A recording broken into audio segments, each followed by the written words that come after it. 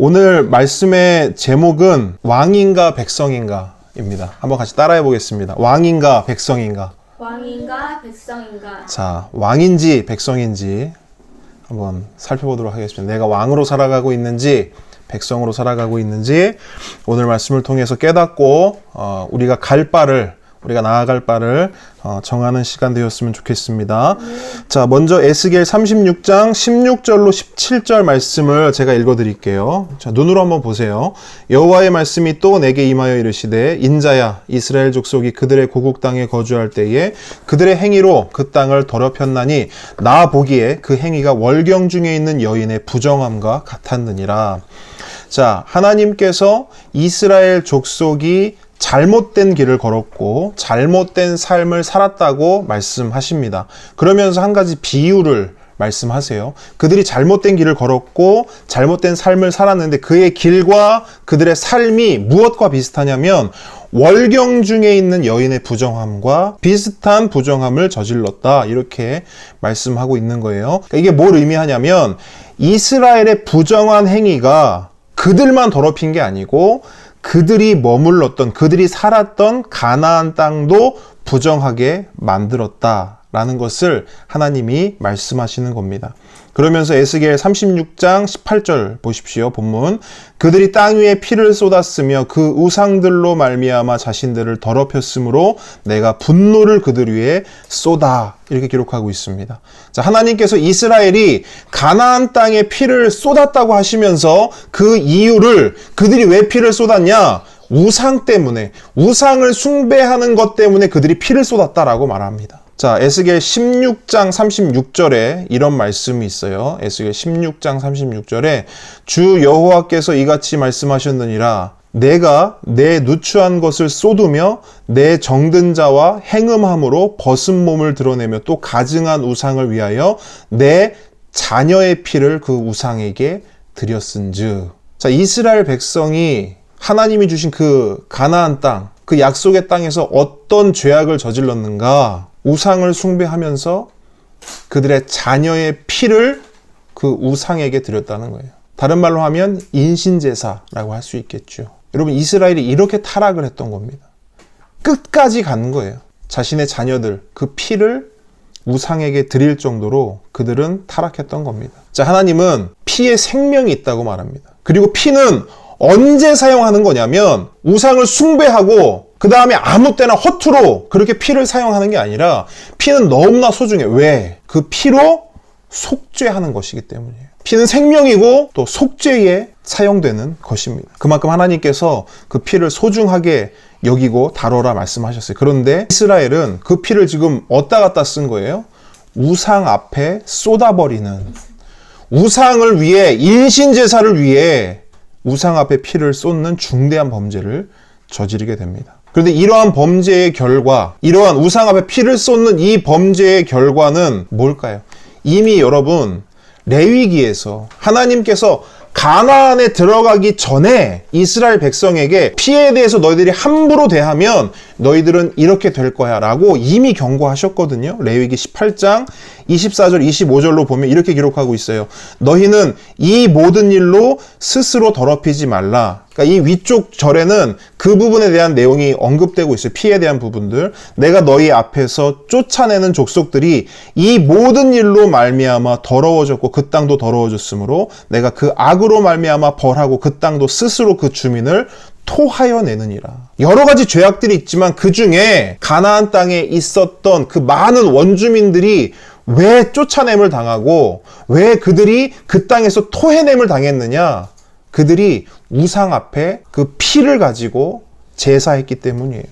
그래서 하나님은 이 말씀을 통해 지금 뭘 말씀하시냐면 가나안 원주민들이 쫓겨난 것처럼 너희들도 똑같은 죄를 저질렀기 때문에 북이스라엘은 아수르에게 잡아먹히고 남유다는 바벨론에게 잡아먹히고 너희들은 지금 여기에 포로로 끌려온 것이다. 그러면서 말씀하시는, 그게 너희들의 죄라는 거예요. 그게 너희들의 죄다라고 하나님이 말씀하시는 겁니다. 그래서 이제 본문으로 넘어와서 에스겔 36장 19절에 보면 뭐라고 말씀합니까? 그들을 그 행위대로 심판하여 각국에 흩으며 여러 나라에 해쳤더니 이렇게 하나님 말씀하고 있어요. 너희들을 심판했다는 거예요. 심판해서 각국에 흩었고 여러 나라에 해쳤다 이렇게 말해요.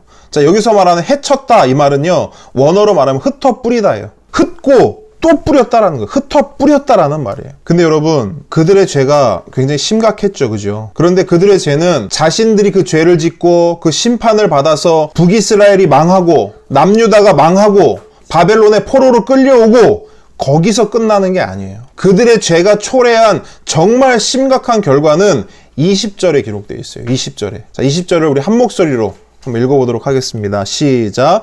그들이 이른바 그 여러 나라에서 내 거룩한 이름이 그들로 말미암아 더러워졌나니 곧 사람들이 그들을 가리켜 이르기를 이들은 여호와의 백성이라도 여호와의 땅에서 떠난 자라 하였음이라. 여러분, 그들이 저질렀던 진짜 큰 죄, 또한 그들이 저지른 그 죄로 인해서 생겨난 정말 심각한 결과는 여호와 하나님의 거룩한 이름이 더럽혀진 거예요. 여러분, 고대 근동에는 이러한 그 생각이 있었어요. 어떤 게 있냐면, 어떤 나라가 있는데 그 나라가 다른 나라에 정복을 당하거나 아니면 그 나라가 기근이나 질병 등의 이유로 망해버리면 그 망한 이유와 원인을 그들에게서도 찾을 뿐 아니라 그들이 믿는 신에게서도 찾았어요.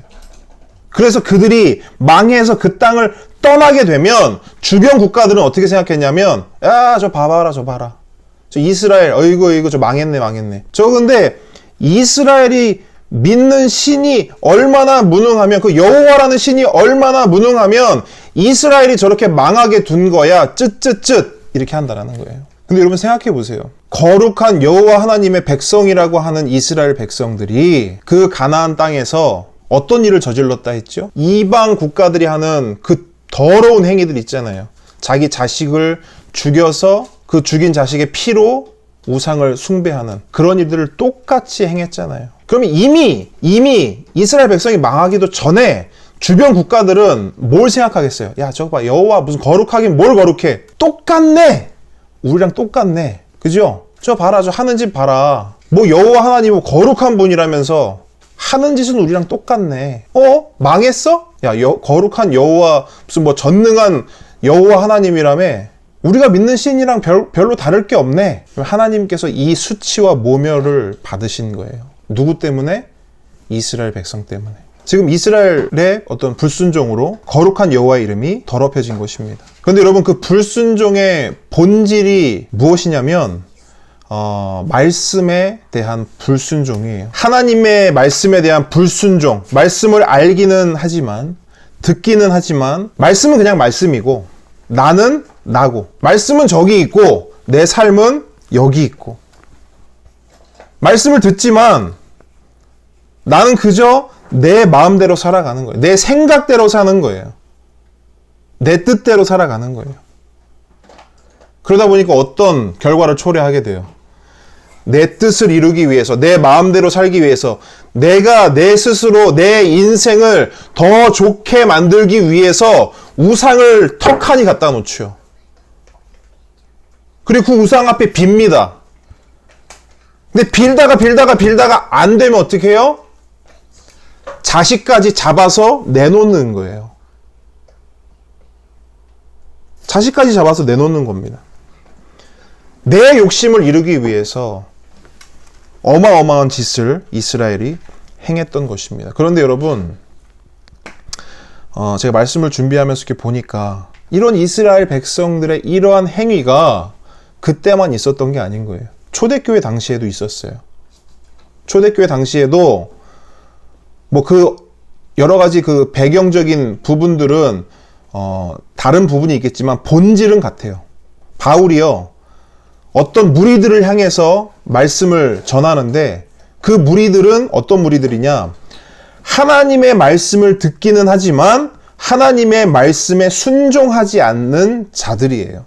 그 내용이 그래요. 그 내용을 보면, 그러면서 그들에게 뭐라고 말씀하냐면 바울이 이렇게 말합니다. 로마서 2장 24절에 보면 기록된 바와 같이 하나님의 이름이 너희 때문에 이방인 중에서 모독을 받는도다. 하나님의 이름이 모독을 받는데요. 너희 때문에. 너희가 누구라고요? 하나님의 말씀을 듣기는 듣지만 말씀대로 살지 않고 말씀에 순종하지 않고 자기들 마음대로 자기들 뜻대로 사는 그 자들 때문에 이방인 가운데서 하나님이 모독을 받는다는 거예요. 야, 저거 봐라. 뭐 하나님 믿는다면서 우리랑 똑같네. 야, 하나님 믿는 사람이라면서 하는 짓은 우리랑 똑같네. 여러분, 그게 그 사람들을 향한 손가락질일 뿐이 아니라 하나님을 향한 손가락질이라는 것입니다. 결국 여러분, 하나님의 이름이 모독을 당하는 이유는 단 하나예요. 하나님의 백성이 하나님의 백성답게 살지 못할 때 하나님이 모독을 당합니다. 그런 의미에서 오늘날에도 하나님의 이름을 욕되게 하고 하나님을 모독당하게 하는 그러한 사람들이 너무나 많습니다. 그들의 공통점은 무엇입니까? 교회는 다니지만 교회 다니지 않는 사람과 차이가 없습니다. 하나님의 말씀은 듣지만 절대로 순종하지 않습니다. 하나님의 말씀을 보지만 하나님의 말씀은 하나님의 말씀이고 내 삶은 내 삶입니다. 이렇게 사는 사람들은 하나님을 모독하게 하는 것입니다. 그래서 여러분, 예수님도 어떻게 이것을 아셨는지 예수님이 가르쳐 주신 기도 처음 부분에 이걸 말씀하세요.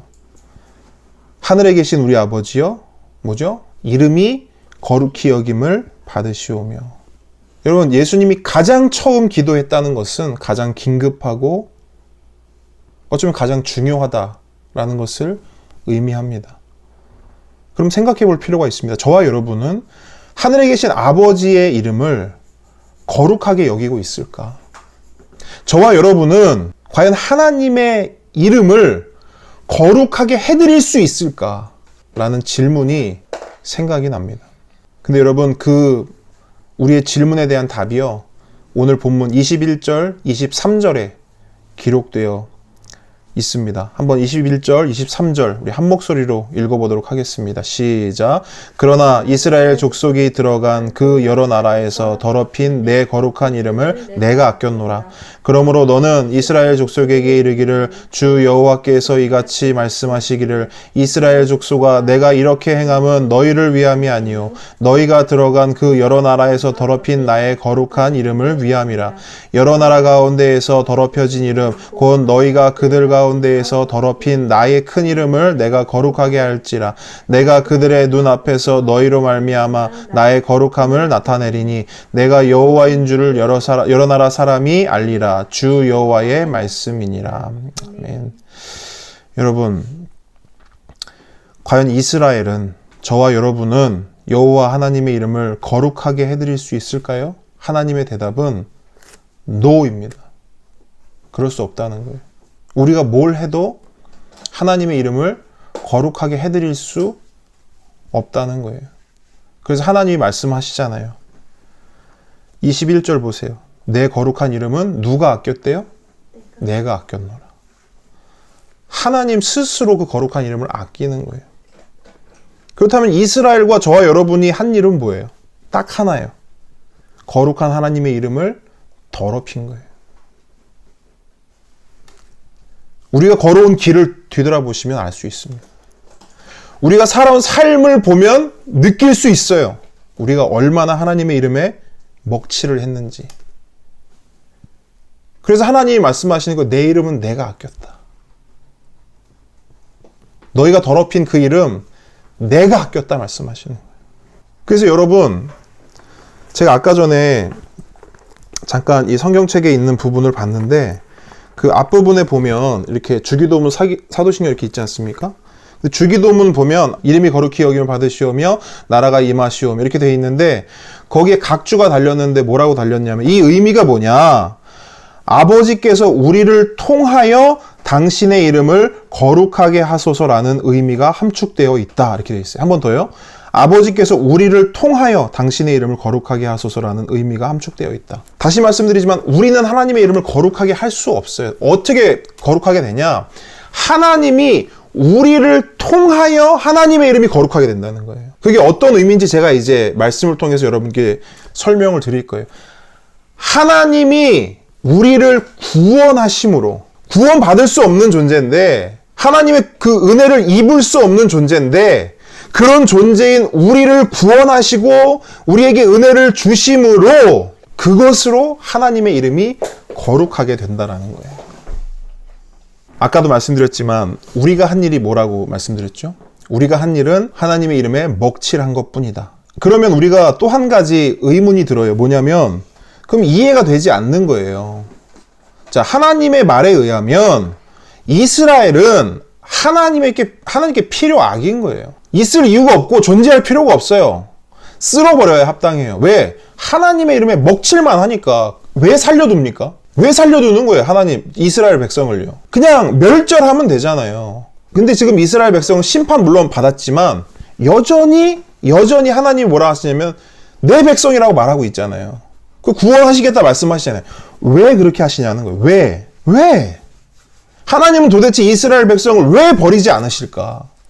왜 멸절하지 않고 기어코 구원을 하시겠다고 이렇게 말씀하시는 걸까? 그럼 이런 의문이 들어요. 우리에게 적용을 해보면 하나님이 나는 죄인인데 난 죄가 너무 많은데 왜 나를 구원하실까? 우리는 지금까지 막연하게 어떻게 생각했어요?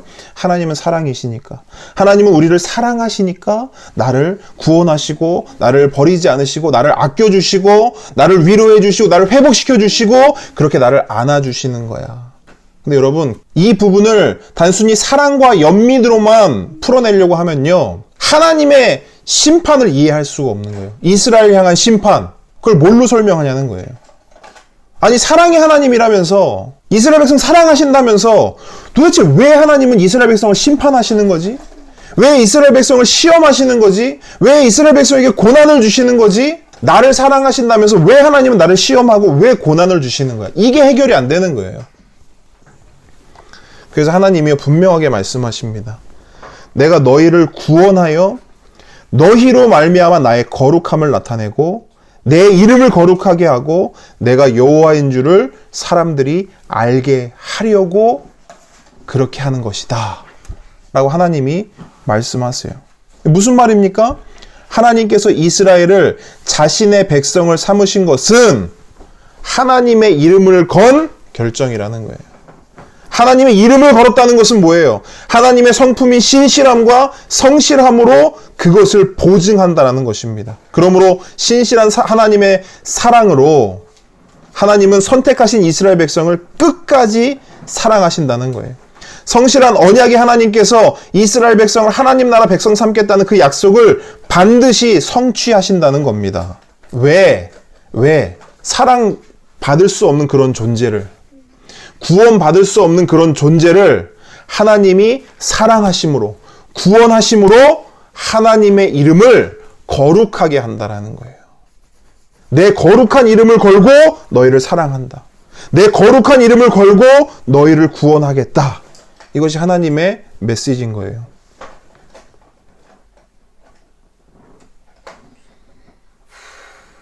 여러분, 때로는 우리 이렇게 질문할 수 있습니다. 스스로에게. 이런 나도 구원받을 수 있을까? 하나님은 도대체 왜 나 같은 걸 구원하실까? 제가 목회를 하면서 이런 질문 참 많이 돼요. 특히 청소년들이, 목사님, 하나님이 저 같은 사람도 구원하실 수 있을까요? 또는 목사님, 하나님은 도대체 왜 저 같은 걸 구원해 주시는 거예요? 라고 물어요. 근데 제가 그때는 이렇게 말했던 것 같아요. 하나님은 사랑이시니까. 하나님은 사랑이시니까 당연히 널 사랑하시지. 그러니까 너를 구원하시지. 너를 회복하시지. 근데 여러분, 그걸 훨씬 뛰어넘는 하나님의 메시지가 있는 거예요. 하나님 이렇게 대답하세요. 너희들은 내 이름을 더럽혔지만 너희들이 더럽힌 나의 큰 이름을 내가 거룩하게 하기 위해서 내가 너를 구원하고 너로 말미암아 너를 통하여 나의 거룩함을 드러내고 나타내고 그것을 통해 많은 사람들이 내가 여호와인 줄 알 것이다. 내가 그 하나님인 것을 사람들이 알 것이다. 너를 통해, 너를 구원함으로, 너를 사랑함으로. 여러분, 성경을 보면 성경을 보면 하나님이요. 계속해서 이렇게 일하셨어요. 지금도 그렇게 일하시고 앞으로도 그렇게 일하실 거예요. 여러분 창세기 12장을 보시면 누구 이야기가 나옵니까? 아브라함 이야기가 나오죠. 아브라함 이야기가 나오면서 하나님이 뭐라 하시냐면 내가 너로 큰 민족을 이룰 것이다. 큰 민족을 이룰 것이고 너에게 복을 주고 네 이름을 창대하게 할 것이다. 너는 복이 될지라. 그러니까 너는 너의 고향과 친척과 아버지의 집을 떠나 내가 너에게 보여줄 땅으로 가라. 이렇게 말씀하세요. 그죠? 뭘 말씀하시는 거? 내가 너에게 땅 주겠다. 그죠? 그 다음에 너에게 백성, 민족 주겠다. 그리고 그들에게 복을 주겠다. 말씀하시죠. 근데 여러분 놀라운 게 있어요. 그 하나님께서 아브라함을 선택하시고 그 다음에 그에게 복 주시고 그로 나의 백성 삼겠다라고 하는 말씀이 있은 후에 곧바로 어떤 말씀이 나오냐면 그가 하나님의 말씀을 따라 쭉 이동하다가 쭉쭉쭉 내려가다 애굽에 딱 가게 돼요. 애굽에. 근데 애굽에서 어떤 일이 있었습니까? 그가 아내 사라에게 말하되 내가 알기에 그대는 아리따운 여인이라. 애굽 사람이 그대를 볼 때 이르기를 이는 그의 아내라 하여 나는 죽이고 그대는 살리리. 원하건대 그대는 나의 누이라 하고 하라. 그러면 내가 그대로 말미암아 안전하고 내 목숨이 그대로 말미암아 보존되리라 하니라. 그럼 뭘 말하고 있는 거예요, 이게? 하나님이 선택했죠. 그죠? 그럼 하나님이 선택했으면 선택할 만한 이유가 있을 거 아니에요. 그죠? 근데 아브라함을 선택했는데 선택한 이유를 설명해야 할 부분에 뭐가 나오냐면 아브라함은 선택받을 만한 그런 사람이, 그런 존재가 아님을 하나님이 다 기록하고 있는 거예요. 하나님이 이렇게 말씀을 기록한 데는 분명한 의도가 있겠죠. 자, 하나만 더 살펴볼게요. 다윗이에요. 말씀을 따로 제가 읽어드리진 않을게요. 자, 다윗은요, 수많은 왕들 중, 그러니까 이스라엘 안에 수많은 왕들 중에 하나님 마음에 합한 왕이었어요. 하나님이 참 많이 아꼈고, 하나님이 참 다윗을 보면서 넌 참 순종을 잘한다 라고 하나님이 생각하시고 말씀하셨던 그런 왕이에요. 그런데 그도 하나님의 참 마음에 합한 왕이었다가 순종 잘하는 왕이었다가 죄를 짓죠. 어떤 죄를 짓습니까? 간음하고 살인을 저지르죠.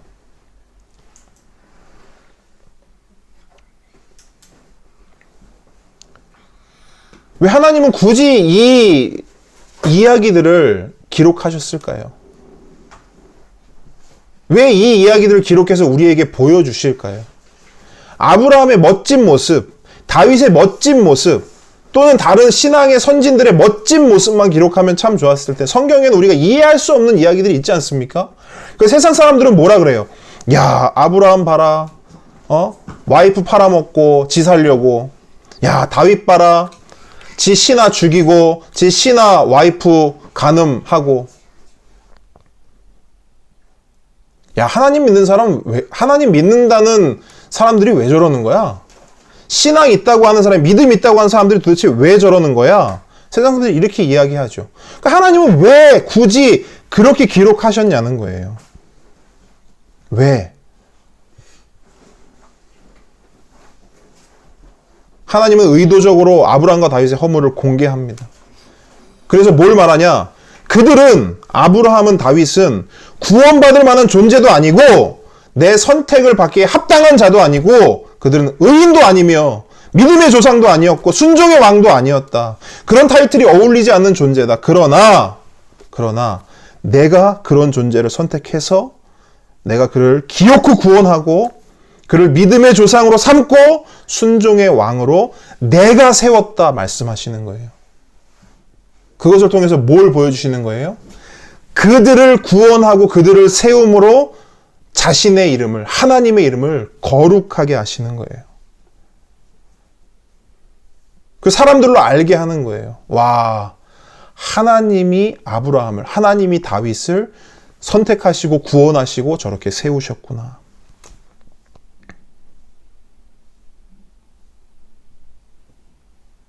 우리가 이러한 하나님의 일하심을 보면서 우리 스스로에게 던질 수 있는 메시지는 무엇일까요? 그건 바로 이것입니다. 하나님은 아브라함을, 다윗을 구원하시고 세우셨듯이 나 같은 것도 구원하시고 세우시는구나. 왜? 그냥 사랑해서? 하나님이 사랑이시고 하나님이 연민이 많고 긍휼히 여기셔서? 아니요. 아니요. 여러분 생각해 보세요. 우리들이 하나님 백성 되면 하나님은 욕먹어요. 우리 같은 게 하나님 백성 되면 하나님의 이름은 먹칠 당한다고요. 하지만 하나님은 그런 우리를 선택하셔서 구원하시고 우리로 하나님 백성답게 만들어 가시고 그래서 우리를 하나님의 온전한 백성으로 세우셔서 하나님 당신의 그 먹칠된 이름을 거룩하게 하시고 많은 사람들로 그것을 보여서 저분이 진짜 하나님이시구나. 이걸 좀 보여주시겠다는 거예요. 그렇기 때문에 여러분, 저와 여러분이 구원받은 것은 하나님 백성 삼아진 것은 내가 구원받을 만해서가 아니라 내가 뭘 해서가 아니라 내가 어떠해서가 아니라 오직 하나님의 사랑과 하나님의 신실하심 때문이라는 것을 저와 여러분이 알아야 합니다. 그래서 우리는 구원을 뭐라고 말하냐? 은혜라고 말해요. 은혜로 말미암았다고 말합니다. 왜? 받을 수 없는 자가 받았기 때문이죠. 자, 이제 진짜 중요한 말씀으로 들어갑니다. 에스겔 36장 24절 25절 한 목소리로 읽겠습니다. 시작. 내가 너희를 여러 나라 가운데에서 인도하여내고 여러 민족 가운데에서 모아 데리고 고국 땅에 들어가서 맑은 물을 너희에게 뿌려서 너희로 정결하게 하되 곧 너희 모든 더러운 것에서와 모든 우상 숭배에서 너희를 정결하게 할 것이며. 자, 하나님께서 이스라엘 백성을 구원하셔요. 구원하실 뿐 아니라 구원하신 백성이 구원의 여정을 완주할 수 있도록 도우십니다. 그래서 하나님이 뭐라 하시냐면 너희들 고국 땅으로 귀환시킬 거야. 다시 돌아오게 할 거야. 지금은 포로로 있지만 다시 돌아올 거야. 근데 돌아온 동시에 너희들이 해야 될 게 있어 뭐냐? 죄로 더럽혀진 너희들을 내가 맑은 물로 정결케 할 거야. 맑은 물로 너희들을 깨끗이 씻길 거야.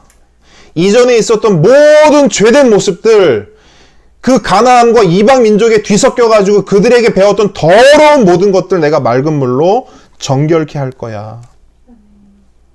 그러면서 더불어 진짜 중요한 약속을 하시는데요. 26절로 28절이에요. 한 목소리로 읽겠습니다. 시작. 또 새 영을 너희 속에 두고 새 마음을 너희에게 주되 너희 육신에서 굳은 마음을 제거하고 부드러운 마음을 줄 것이며 또 내 영을 너희 속에 두어 너희로 내 율례를 행하게 하리니 너희가 내 규례를 지켜 행할지라. 내가 너희 조상들에게 준 땅에서 너희가 거주하면서 내 백성이 되고 나는 너희 하나님이 되리라. 아멘. 자, 여러분, 이스라엘 백성을 맑은 물로 정결케 하실 뿐 아니라 그 안에 새 영을 주시겠대요. 새 영. 그 새 영을 백성들의 속에 두어서 그들의 굳은 마음을 제거하고 부드러운 마음, 즉 새 마음을 주시겠다고 하나님이 약속하시는 겁니다. 하나님이 이걸 왜 주시냐면 하나님의 백성에게 반드시 필요한 게 이것이었기 때문이에요. 여러분, 이스라엘이 왜 망한 줄 아세요? 굳은 마음 때문에 망했어요. 이스라엘이 왜 하나님께 등 돌렸는 줄 아세요? 굳은 마음 때문에 하나님 등 돌렸어요. 이스라엘 백성이 왜 하나님의 이름에 먹칠했는 줄 아세요? 그들의 굳은 마음 때문에 하나님의 이름에 먹칠한 겁니다. 굳은 마음은 뭐예요? 불순종이에요. 하나님 말씀에 순종하지 않는 것이 바로 굳은 마음입니다. 그래서 하나님은 새 영을 주셔서 불순종으로 굳어진 이스라엘 백성의 마음을 변화시켜서 다시금 그들로 하나님의 백성으로 세우겠다라는 겁니다. 근데 여러분, 그 구체적인 변화가 뭐예요? 율례와 규례를 지키는 거래요. 율례와 규례를 지키는 것. 율례는 뭐냐면 법이에요. 법. 하나님의 법. 규례는 뭐예요? 정의와 공의입니다. 즉 그들로 하나님의 법, 하나님의 말씀을 지키게 해서 그들의 삶 속에 정의와 공의가 강처럼 흐르게 만들겠다라고 하는 하나님의 약속인 거예요. 하나님 말씀의 통치를 받고 하나님 말씀에 순종하는 삶을 살게 하겠다는 거예요. 여러분, 우리가 진정으로 사모하고 갈망해야 할 삶의 모습인 줄 믿습니다. 이와 같이 새 영과 새 마음으로 하나님 말씀의 통치를 받으며 살아갈 때 우리의 삶 속에 어떠한 일이 일어날까요? 28장, 이거는요, 여러분 그 표시할 수 있는 가장 진한 그 표시로 좀 해두시면 좋을 것 같아요. 28절. 자, 28절 한 목소리로 읽겠습니다. 시작. 내가 너희 조상들에게 준 땅에서 너희가 거주하면서 내 백성이 되고 나는 너희 하나님이 되리라. 자, 여기서 표시하시되 세 단어에 표시를 하세요. 땅에 표시하시고, 그 다음에 백성에 표시하시고, 그 다음에 하나님에 표시하세요. 땅, 백성, 하나님. 자, 요거를 좀 잘 기억하고 계십시오. 제가 따로 좀 설명을 좀 드릴 게 있습니다. 자, 땅, 백성, 하나님은 매우 중요한 개념입니다. 이걸 이해하기 위해서는 먼저 성경의 핵심 주제에 대해서 제가 좀 설명을 좀 드려야 되는데, 성경의 핵심 주제는 예수 그리스도와 하나님 나라입니다. 이거는 적어두셔야 돼요. 굉장히 중요한 거예요. 이거는 우리가 말씀을 볼 때, 성경을 볼 때 이러한 관점이 없으면 사실은 말씀을 온전히 볼 수가 없습니다. 성경의 핵심 주제는 예수 그리스도와 하나님 나라입니다. 그래서 성경은 창세기에서 시작된 하나님 나라가 예수 그리스도를 통해 요한계시록에서 어떻게 완성되는지를 기록하고 있어요. 이게 성경이에요. 성경의 핵심. 자, 왜 그런지 설명드립니다. 자, 구약 성경의 핵심 주제를 딱 한 문장으로 하면 이렇게 돼요. 하나님의 메시아가 이 땅에 오실 것이다. 이게 구약에 전하는 메시지예요. 하나님이 메시아를 이 땅에 보내실 것이다. 그럼 신약 성경의 핵심 주제는 뭐냐? 하나님의 메시아가 이 땅에 오셨는데 그 메시아가 누구냐? 예수 그리스도다. 이게 신약의 핵심 메시지예요. 정리되셨죠? 자, 그렇다면 그 구약에서부터 예언한 그 메시아 예수 그리스도가 이 땅에 오셨는데 이 땅에 발을 딱 딛자마자 그분이 하셨던 말씀이 중요할까요? 안 중요할까요? 중요하겠죠. 자, 이 땅에 오셔서 예수 그리스도가 가장 먼저 한 말이 무엇인가? 자, 예수님이 세례를 받고 광야 시험을 받으신 직후에 한 말씀을 선포하세요. 그 말씀이 어디 있냐? 마가복음 1장 15절이에요. 마가복음 1장 15절에 있는데 제가 말씀 읽어드릴게요. 이르시되 때가 찼고 하나님의 나라가 가까이 왔으니 회개하고 복음을 믿으라. 자, 예수님이 뭘 말하고 있습니까? 하나님 나라를 말씀하고 있죠. 하나님 나라가 가까웠대요. 그 하나님 나라에 들어가기 위해서 필요한 것이 뭐다? 딱 두 가지. 회개하는 것, 복음을 믿는 것. 이 두 가지가 있으면 하나님 나라에 들어갈 수 있다라고 말씀하세요. 자, 그 이후에 예수님의 계속되는 사역 가운데 하나님의 나라가 얼마나 중요한지 예수님이요 계속해서 하나님의 나라를 전하시고 말씀하십니다. 자, 마태복음으로 갈 건데요. 마태복음 9장 35절에 보면 이렇게 말씀하고 있어요. 예수께서 모든 도시와 마을에 두루 다니사 그들의 회당에서 가르치시며 천국 복음을 전파하시며 모든 병과 모든 약한 것을 고치시니라. 자, 천국 복음을 전파하셨대요. 자, 천국을 풀으면 뭐예요? 하나님 나라가 되죠. 자, 예수님께서 온 도시를 돌아다니면서 하신 게 뭐냐면 천국 복음을 전파하셨는데 하나님 나라의 복음을 전파하셨다라는 거예요. 자, 이제 예수님이 사역을 다 마치시고요. 예수님께서 이 땅에서 마지막 사역이 딱 남으셨습니다. 예수님이 죽으시고 부활하시고 제자들과 마지막 40일을 보내시는데요. 그 40일 동안 무엇을 하셨는가? 사도행전 1장 3절에 보니까 이렇게 돼 있어요. 그가 고난 받으신 후에 또한 그들에게 확실한 많은 증거로 친히 살아계심을 나타내사 40일 동안 그들에게 보이시며 뭐 하셨냐? 하나님 나라의 일을 말씀하시니라. 하나님 나라의 일을 말씀하시니라. 자, 예수님이 마지막 순간에 제자들과 40일 동안 제자들에게 뭘 가르치셨냐면 하나님 나라를 가르치신 거예요. 하나님 나라. 그러면 그렇게 배웠던 제자들이 후에는 어떻게 되었는가? 사도들이죠. 사도들이 그러면 예수님께 그렇게 가르침을 받았는데 그럼 사도들은 뭘 가르쳤는가? 예수님하고 똑같이 가르쳤는가? 아니면 예수님이 말씀하신 거 다른 걸 가르쳤는가? 그걸 보면 예수님의 그 가르침의 핵심이 얼마나 중요한지를 알 수 있겠죠. 자, 사도행전 8장 12절 볼게요. 8장 12절 보면 빌립이 나와요. 빌립 사도가 나오는데 그가 이렇게 말해요. 하나님 나라와 및 예수 그리스도의 이름에 관하여 전도함을 그들이 믿고 남녀가 다 세례를 받으니. 자, 빌립 사도가 한 사역이 뭐예요? 그의 사역으로 남녀가 믿고 세례를 받았대요. 근데 그가 뭘 전했대요? 하나님 나라 그리고 예수 그리스도. 그죠? 자, 사도행전 28장 보겠습니다. 자, 바울에 대해서 기록하고 있어요. 바울이 온 이태를, 자, 이태는 2년입니다. 바울이 2년 동안, 마지막 바울이 2년 동안 자기 셋집에 머물면서 자기에게 오는 사람을 다 영접하고 뭘 했냐? 하나님 나라를 전파하며 주 예수 그리스도에 관한 모든 것을 담대하게 거침없이 가르치더라. 사도들이 뭐 했대요? 하나님 나라와 예수 그리스도를 전하고 가르쳤대요. 자, 그러면 마지막으로 자, 신약 성경의 마지막 책인 요한계시록을 보도록 하겠습니다. 요한계시록은요, 우리가 이제 나중에 함께 살펴볼 거예요. 어마어마한 말씀입니다. 너무나 재미있고 너무나 놀라운 말씀이에요. 자, 나중에 함께 살펴보겠지만 먼저 오늘은 주제만 말씀을 드릴게요. 자, 요한계시록의 주제가 뭐냐? 그것은 바로 하나님 나라의 완성이에요. 요한계시록이 말하는 것은 하나님 나라의 완성을 말합니다. 뭐라 하냐면 하나님 나라가 어떻게 완성되는가? 예수 그리스도께서 하나님 나라의 왕으로 다스리시면 그 나라가 완성된다. 이게 바로 요한계시록이 말하는 핵심 메시지예요. 자, 여러분, 제가 정말 중요한 단락들을 몇 가지만 말씀드렸어요. 말씀드렸던 모든 것들을 추려보면 뭐예요? 뭐예요? 성경의 핵심 주제는 예수 그리스도와 하나님 나라다. 그죠? 동의 안 할 수 없겠죠?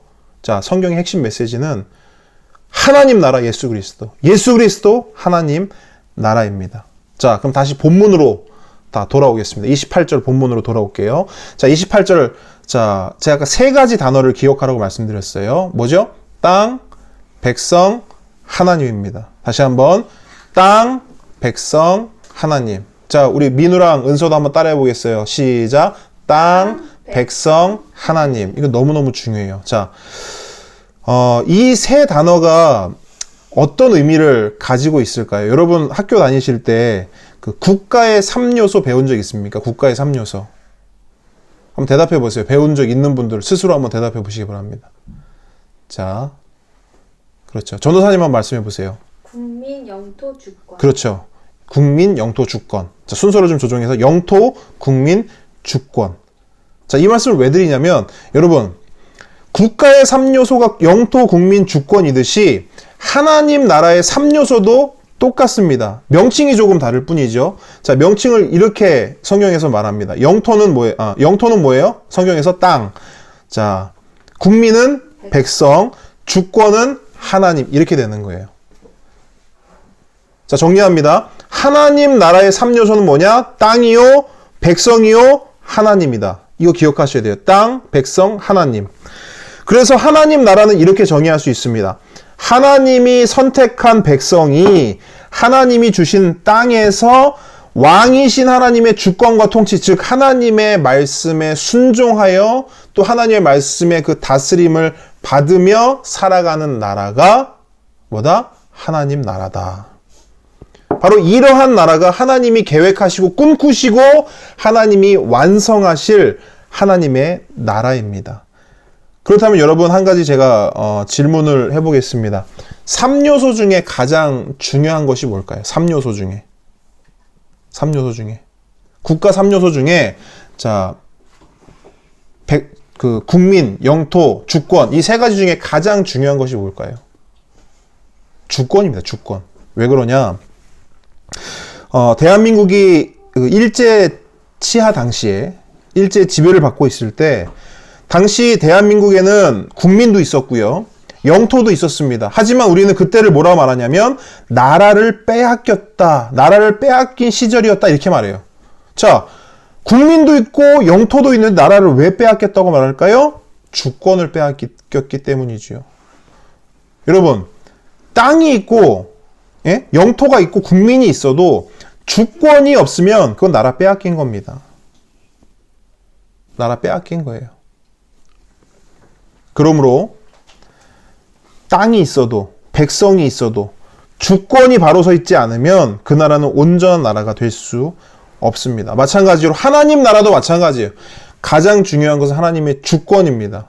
아무리 하나님의 언약의 땅이 있고 그 언약의 땅 위에 하나님이 선택한 백성이 살아도 거기에 하나님의 주권이 없으면 거기는 하나님 나라가 아닌 거예요.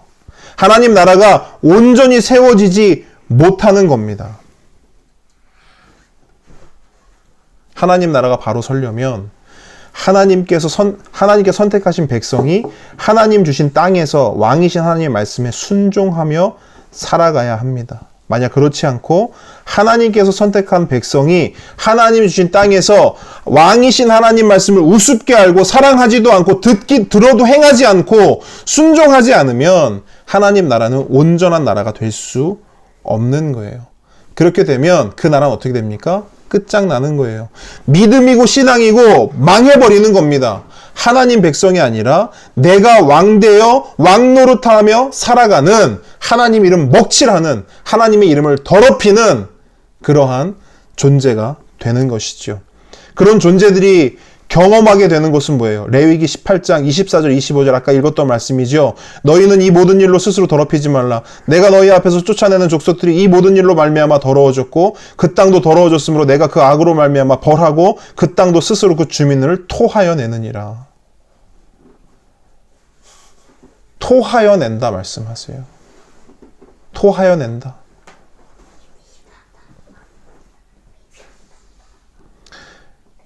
여러분, 아담과 하와를 한번 생각해 보십시오. 아담과 하와는 가장 처음 하나님이 선택한 백성이었습니다.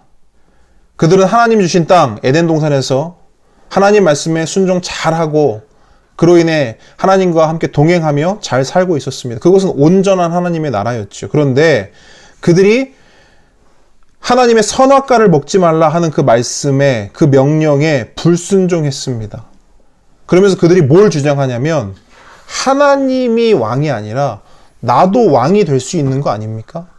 나 하나님을 왕으로 내가 백성으로 이렇게 안 살고 그냥 제가 왕으로 살게요 라고 주장하면서 하나님의 주권에 대적했습니다. 그 결과가 뭐예요? 하나님 나라인 에덴 동산에서 토하여 내지고 쫓겨난 것이죠.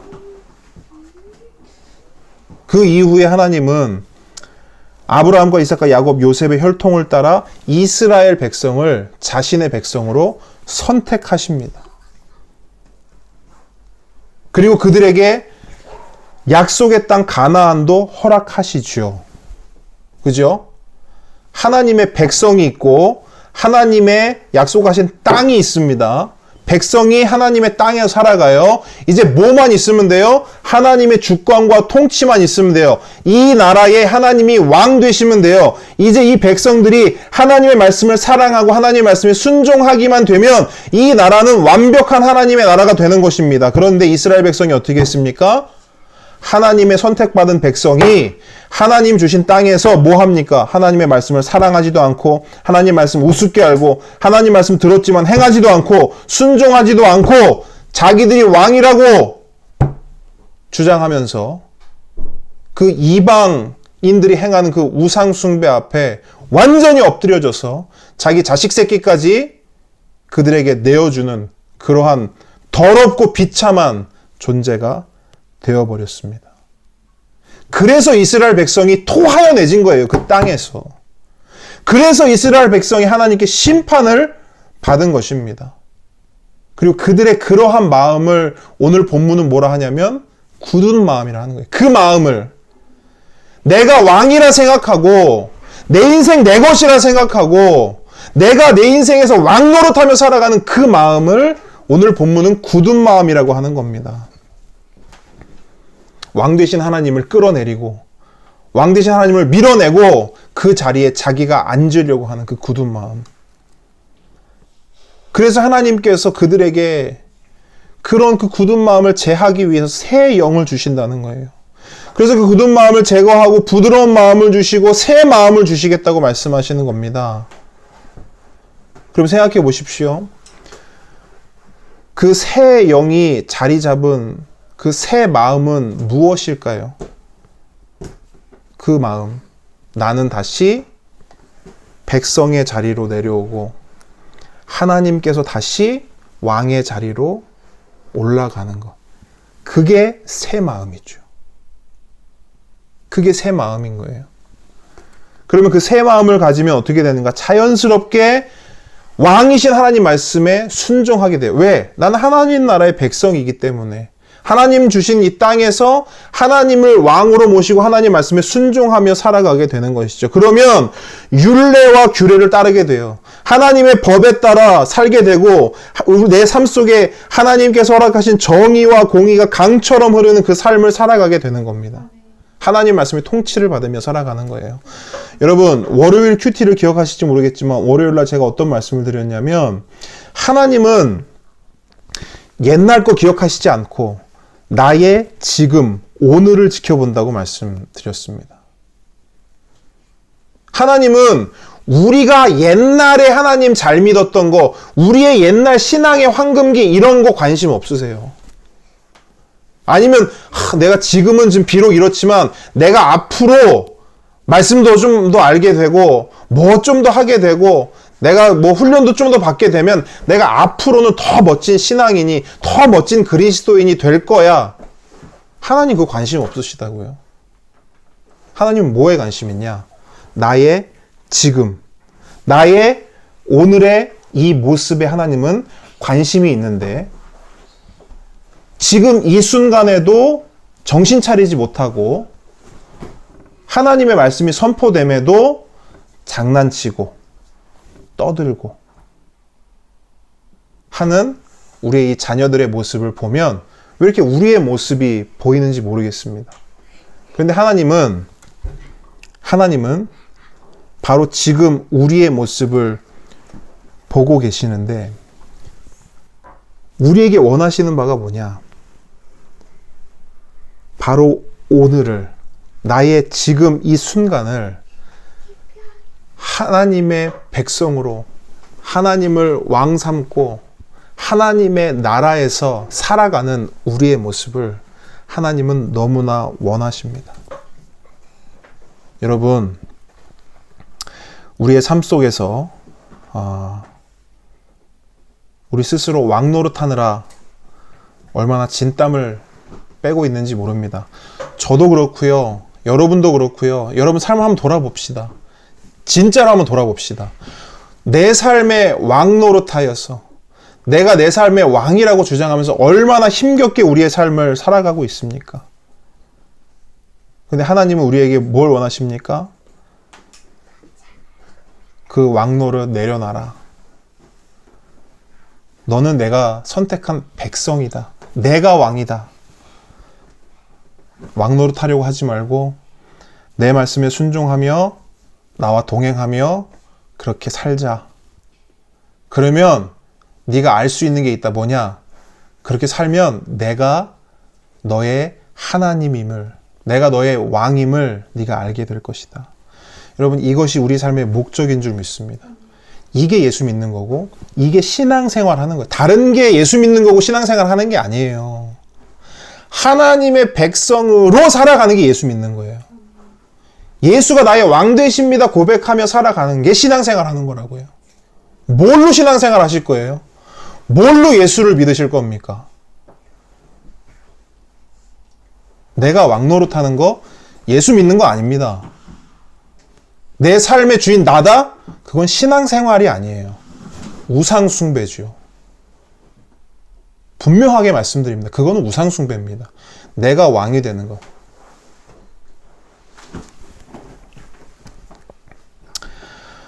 자,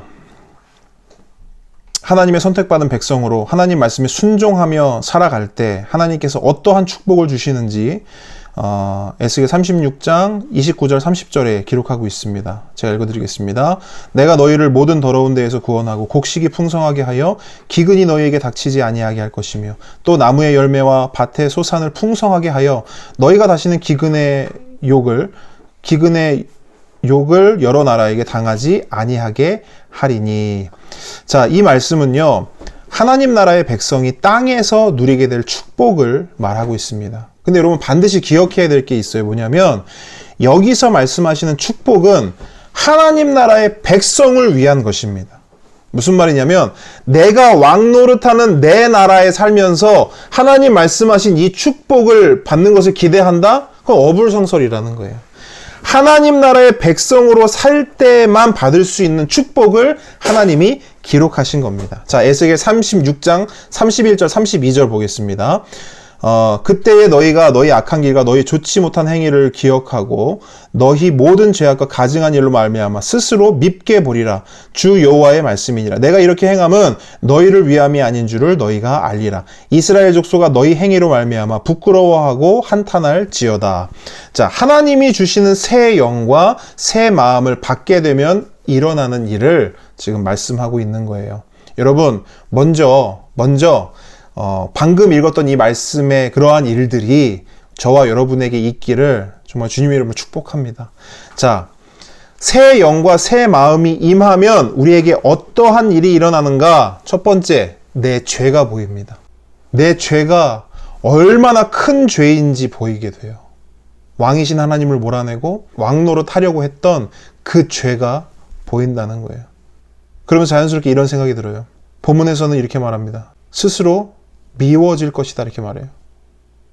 그 죄가 얼마나 크고 더러운지, 내가 왕노릇 하려고 했던 그 죄가 얼마나 크고 더러운지 내 스스로가 미워진다는 거예요. 미워진다는 거예요. 그때 너희가 너희 악한 길과 너희 좋지 못한 행위를 기억하고 너희 모든 죄악과 가증한 일로 말미암아 스스로 밉게 보리라. 밉게 보리라. 근데 여러분, 이것은 이러한 일이 있어야 됨을 말하고 있어요. 아까 제가 말씀드렸죠. 이러한 일이 있기를 축복한다고. 이러한 일이 있어야 돼요. 내가 미울 정도로 내 안에 있는 죄가 드러나야 돼요. 내가 진짜 내가 이렇게밖에 안 되나? 내가 이렇게 형편없는 사람인가? 내가 하나님의 이름을 이렇게 먹칠했던가? 이게 정상이라고요, 여러분. 예수 믿고 신앙생활을 바로 하면 이런 일이 있어야 돼요. 바울도 동일한 고백을 합니다. 디모데전서 1장 15절에 보면 뭐라 하냐면 미쁘다 모든 사람이 받을 만한 이 말이요 그리스도 예수께서 죄인을 구원하시려고 세상에 임하셨다 하였도다. 근데 내가 누구냐? 죄인 중에 괴수다. 근데 여러분, 바울도요, 처음에는 이 자기 자신을 어떻게 할 수 없었을 거예요. 왜? 너무 크니까. 예수님이 담에색에서 만나서 뭐래요?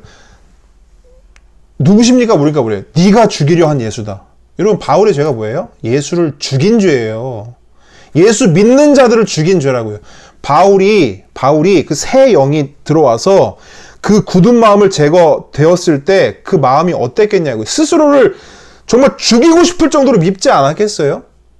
그러니까 뭐라 그래요? 내가 죄인 중에 괴수다 말하잖아요. 근데 바울이 이 말을 고백할 때는요, 막 슬픈 마음, 막 죽는 마음, 그런 말로 안 해요. 뭐라 하냐면 예수께서 죄인을 구원하시려고 세상에 임하셨다 이렇게 말하죠. 자, 예수께서 이 땅에 오신 이유가 죄인을 구원하러 오신 건데, 여러분, 죄인도 구원받으면 기쁘죠. 근데 바울은 죄인 중에 뭐예요? 괴수죠. 괴수가 구원받으면 기쁠 뿐이겠습니까, 여러분? 뭐라요? 모든 사람이 받을 만한 이 말이라는 거예요. 여러분, 내가 살아온 길을 보고 내가 살아온 삶의 모습을 보면서 내가 너무 미울 거, 이렇게 죄가 많은데 내가 구원받을 수 있는가? 내가 이런 존재밖에 안 되는데 하나님이 나를 구원하신다고? 하나님 말씀하시죠. 구원하시겠다고요. 죄인도 구원하시고 괴수도 구원하시겠다고 말씀하시잖아요. 빌립보서에는 또 이런 말도 해요. 또한 모든 것을 해로 여기면 내 주 그리스도 예수를 아는 지식이 가장 고상하기 때문이라. 내가 그를 위하여 모든 것을 잃어버리고 배설물로 여김은 그리스도를 얻고 그 안에서 발견되려 함이니 내가 가진 의의 율법에서 난 것이 아니요 오직 그리스도의 믿음으로 말미암은 것이니 곧 믿음으로 하나님께로부터 난 의라. 여러분, 바울은 또한 자신이 추구하고 소망하고 욕심부렸던 모든 것들이 배설물, 똥과 같다고 말해요. 이게 놀라운 고백인 거예요, 여러분. 이런 일이 언제 일어난다? 새 영이 와서 내 굳은 마음을 부드러운 마음으로, 새 마음으로 바꾸면 이러한 일들이 일어난다고요. 내가 이전에 욕심 부리고 내가 추구했고 내가 붙잡고 내가 얻으려고 했던 모든 것들이 다 똥처럼 여겨진다고 말한답니다. 똥처럼 여겨진다고 말하는 거예요. 자, 여러분, 요한복음 16장에는 그럴 수밖에 없는 이유를 또 설명하고 있어요. 자, 16장에는 어떤 내용이 있냐면 예수님이 성령님이 오시면 일어나는 일에 대해 설명하시거든요. 근데 성령님이 어떤 일을 하시냐? 성령님이 오시면 죄와 의와 심판에 대하여 책망하신다고 말씀하세요. 그래서 새 영이신 성령님이 굳은 마음에 오시면 어떤 일을 하면 내 안에 있는 죄와 의와 심판에 대해 책망하신다 말씀하시는 거예요. 그럼 내 마음에 있는 게 드러나겠죠. 뭐가 드러나요? 왕노릇하려는 마음 드러나겠죠. 내 마음대로 살려고 했던 거 드러나겠죠. 내 뜻대로 살려고 했던 거 드러나겠죠. 왕이신 하나님 말씀 우습게 알았던 거 드러나겠죠. 하나님 말씀 사랑하지 않고 하나님 말씀 듣기만 들었지 행하지 않은 거 드러나겠죠. 하나님 말씀에 죽어라 순종하지 않았던 내 내면에 있던 그 죄악들 드러나겠죠. 그러니까 내 마음이 미울 수밖에 없는 거예요. 도무지 감당이 안 되는 거 너무 미운 거예요, 내가. 그러니까 내가 죄인 중에 괴수입니다라고 고백할 수밖에 없는 거예요. 내가 왕노릇하면서 산 내 인생이 배설물이라고 인정할 수밖에 없는 거예요.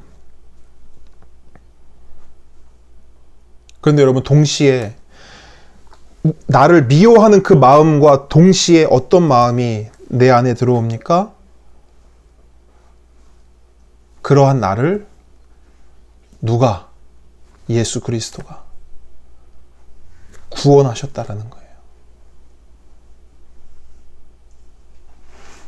하나님이 그 예수 그리스도를 통하여 죄인 중에 괴수인 나를 구원하심으로 하나님의 이름이 거룩해지고 더럽혀진 그 이름을 다시 거룩한 이름으로 하나님이 만드시겠다는 거예요. 그 말씀이 에스겔 36장 11절에 있는데 제가 말씀 한번 읽어드릴게요. 내가 너희 위에 사람과 짐승을 많게 하되 그들의 수가 많고 번성하게 할 것이라. 너희 전 지위대로 사람이 거주하게 하여 너희를 처음보다 낮게 대우하리니 내가 여호와인 줄을 너희가 알리라. 이거 얼마나 큰 죄예요. 얼마나 큰 은혜입니까? 얼마나 큰 은혜입니까, 여러분? 죄를 지어서 심판을 받고 쫓겨났으면 그냥 쫓겨난 거죠. 근데 하나님은 돌아오게 하시고 돌아오면 이전보다 옛날보다 훨씬 더 너희를 좋게 여기겠다 말씀하시는 거예요. 그래서 하나님 말씀하시는 거예요. 모든 사람들을 향해 말씀하세요. 누구든지 돌이켜 왕노를 그만하고 나의 백성이 되어서 돌아오라. 내가 너희를 처음보다 더 낮게 대우하겠다. 내가 여호와인 줄을 너희가 알리라. 자, 마지막 말씀입니다. 에스겔 36장 33절로 38절입니다. 자, 제가 읽어드리겠습니다. 주 여호와께서 이같이 말씀하셨느니라. 내가 너희를 모든 죄악에서 정결하게 하는 날에 성읍들의 사람들이 거주하게 하며 황폐한 것이 건축되게 할 것인즉 전에는 지나가는 자의 눈에 황폐하게 보이던 그 황폐한 땅이 장차 경작이 될지라. 사람이 이르기를 이 땅이 황폐하더니 이제는 에덴 동산같이 되었고 황량하고 적막하고 무너진 성읍들의 성벽과 주민이 있다 하리니 너희 사방에 남은 이방 사람들이 나 여호와가 무너진 곳을 건축하며 황폐한 자리에 심은 줄을 알리라. 나 여호와가 말하였느니 이르리라. 주 여호와께서 이같이 말씀하셨느니라. 그래도 이스라엘 족속이 이같이 자기들에게 이루어주기를 내게 구하여야 할지라. 내가 그들의 수요를 양떼같이 많아지게 하되 제사 드릴 제사드릴 양떼 곧 예루살렘이 정한 절기의 양무리 같이 황폐한 성읍을 사람의 때로 채우리라. 그리한즉 그들이 나를 여호와인 줄을 알리라 하셨느니라. 결국 하나님께서는 황폐한 땅을 에덴 동산으로 회복할 것임을 말씀하고 있는 것이죠. 이 말씀을 통해서 자, 여러분, 에덴 동산은요 하나님 나라의 원형입니다. 그러니까 처음 하나님 나라로 만들어진 하나님 나라의 원형이에요. 그러므로 하나님이 선택한 백성이 하나님 주신 땅에서 왕이신 하나님 말씀에 순종하며 살면 하나님은 뭘 하시냐면 그 땅을 에덴 동산으로 회복하신다는 거예요. 그렇다면 하나님께서 우리에게 원하시는 것은 뭘까요? 우리가 오늘 지금 살아가는 이 땅이 에덴 동산 되기를 원하신다는 거죠. 그러면 이곳이 에덴 동산, 하나님 나라가 되기 위해서 필요한 게 뭡니까? 세 가지. 하나님이 선택한 백성, 하나님이 주신 땅, 그리고 가장 중요한 거 뭐예요? 왕이신 하나님의 주권. 근데 우리가 늘 놓치는 게 뭐예요? 땅은 늘 있어요. 백성도 늘 있어요. 뭘 놓쳐요? 하나님의 주권을 우리가 늘 놓치는 거예요. 왕이신 하나님의 주권을 놓치는 거예요.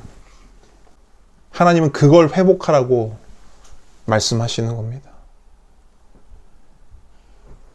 여러분, 저와 여러분은 백성으로 살아가고 있습니까? 아니면 왕으로 살아가고 있습니까? 이건 너무너무 중요한 질문이거든요. 여러분 각자에게 반드시 물어보시고 성경에서 말한 것처럼 여러분이 걸어온 길을 돌아보시면 됩니다. 여러분이 살아온 삶의 행적을 살펴보시면 돼요. 그러면 알 수 있어요. 나는 백성인가? 왕인가? 나는 하나님의 백성으로 살아가고 있는가? 아니면 하나님 나라의 백성임에도 내가 왕 노릇하고 내가 왕처럼 내 마음대로 살아가고 있는가? 여러분, 여러분을 축복하기는 이렇게 축복하고 싶습니다. 저와 여러분 하나님께 선택받은 백성입니다. 그러므로 하나님 주신 땅에서 저와 여러분의 삶의 터전에서 왕이신 하나님을 섬기며 왕이신 하나님의 말씀을 받으며 그 말씀에 순종하며 그 말씀에 따라 살아가는 저와 여러분이 되기를, 그렇게 해서 우리의 삶의 이 터전이 에덴 동산 같기를 주님의 이름으로 진심으로 축복합니다.